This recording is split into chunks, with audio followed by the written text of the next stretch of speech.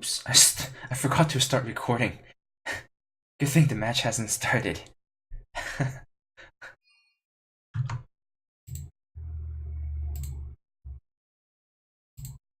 My opponent's taking a while here.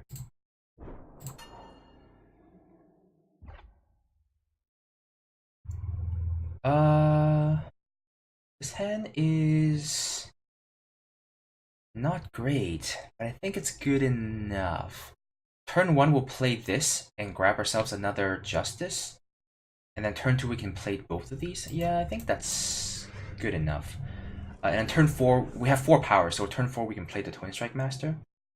And if we flood out, we can turn this into a 4/4, which is pretty bad in this event. I think this hand is keepable, but it's certainly not one of the better hands. Because you either want a bunch of Valkyries, Enforcers, and Spider Guards, or you want like a Harsh Rule in your hand, because then you can play the aggro version of the deck, or you can play the control version. But this is kind of like not quite either.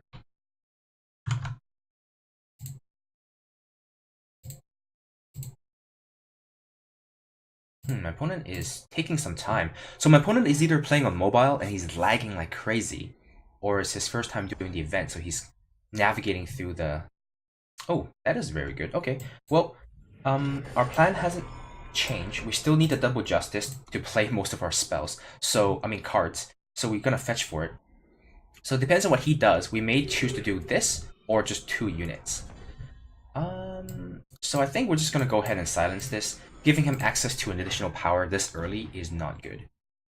Yeah, he'll be at 4 power this turn, and that's like... I don't know, you play 2 different dinosaurs in the same turn.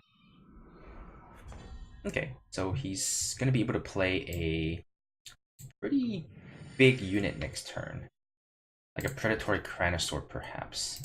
Let's see what battle skill I get first. Because if it's charge, I can attack.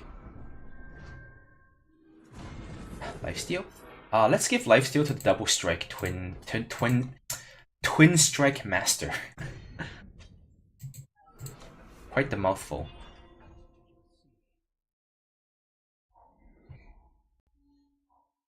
Okay. So the ground's gonna be pretty clogged up. Oh, there's the Harsh Rule that I kind of like. So the ground's really clogged up now. Okay, so one thing I can do is, because I have a very defensive board, I can actually just wait. And for him to completely overextend, and I can Harsh Rule away his board. Or I can try to get frisky and hit him for a lot in the air. I think I'm going to go for that. Because I think hitting him for a lot in the air is a pretty good way to win. 6 damage a turn is only, it's a 4-turn clock. The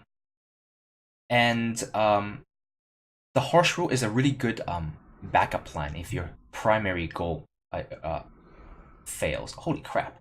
Alright, I guess I'm not hitting him in the air anymore. He can just block with 2 of these, and it's gonna be a... I take 5 and I attack him for 8? That seems like a good deal. Okay. And I hit him here too? Ooh. 2 skills? 2 skills? Okay, okay. I dig it. Let's get ourselves 2 cards. Oh, now you come. Now you come. Okay, so I definitely want this to be a unit at this point. So let's just play out the Sigil. Yeah. This will take him quite a lot to trade. So let's just swing in for 8 damage. I think the idea here is we're going to Harsh Rule.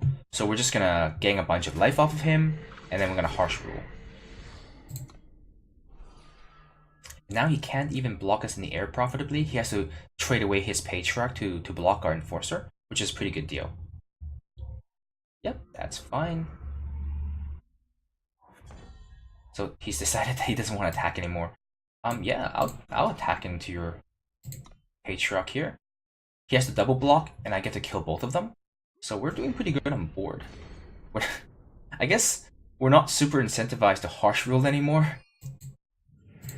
Let's make another flyer. Alright. Now he's at 5 power. So he's got more of these echoing dinosaurs. I'm at 28. I'd rather just do 6 damage to him in the air. Yep, no, I'll take 8. I'm racing him in the air right now. I think because this gangs us 2 life. Oh, I drew that. I think this is not a bad race. Let's just go for it.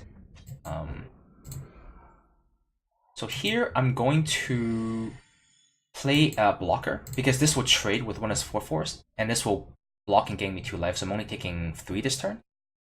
Actually, if that's the case, do I just attack him with everything?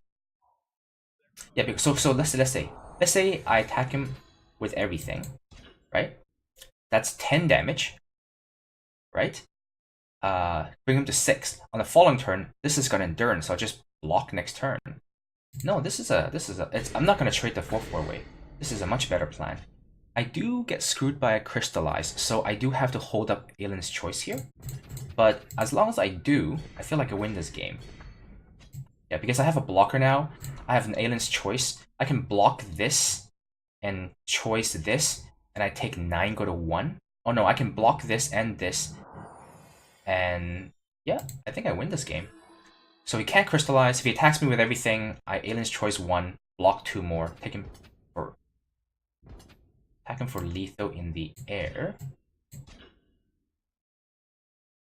Wait, he can play a 2/1 dinosaur, and that would screw me over, wouldn't it? In that case, I think the safest play is to keep my Kuthana around as well, because then he needs 2 blockers. And I think this... Oh crap, do I die to seize the initiative? Oh, but nobody plays that in Constructed, right? Wow, that was actually pretty close. I should have thought about it a little longer. Huh, maybe I should have really thought about that. Because I guess there's no way for those colors to do 1 extra damage. Even if he has, like, I don't know, Zenith Initiation, he has no units left, and there's none of them has Overwhelm. And those colors typically don't play any kind of pump. And it's possible that there's a bunch of dinosaurs that he can play on 2 power. That's 1/2 flying or 2/1 flying. So the only way to guarantee that I win is to hold back the Kothon and not block. Yeah, I guess that's the right play. Ooh, close game.